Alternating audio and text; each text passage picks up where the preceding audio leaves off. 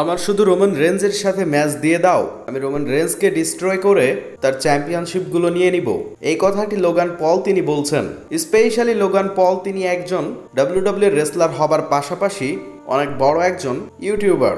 তার শোতে উপস্থিত হয়েছিলেন রোমান রেঞ্জ, আর সেইখানে রোমান রেঞ্জকে একের পর এক প্রশ্ন করতে থাকেন লোগান পল। স্পেশালি রোমান রেঞ্জকে প্রশ্ন করা হয় লেসনার, আর এই রেসলার অনেক ডেঞ্জারাস মোমেন্ট আমাকে দিয়েছে। শুধু এই নয়, রেসলম্যানিয়া 39কে ঘিরে রকের সাথে ম্যাচ নিয়েও কথা বলতে থাকেন রোমান রেঞ্জ। তবে রোমান রেঞ্জ তিনি একের পর এক প্রশ্নের উত্তর দিয়ে সেখান থেকে চলে যাবার পরেই লোগান পল বলতে থাকেন, শুধু আমাকে রোমান রেঞ্জের সাথে ম্যাচ দিয়ে 2টা টাইটেলই নিয়ে নিব।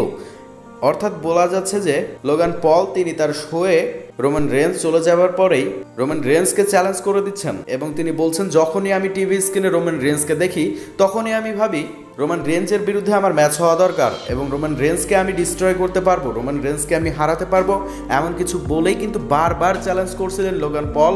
এবং এইভাবে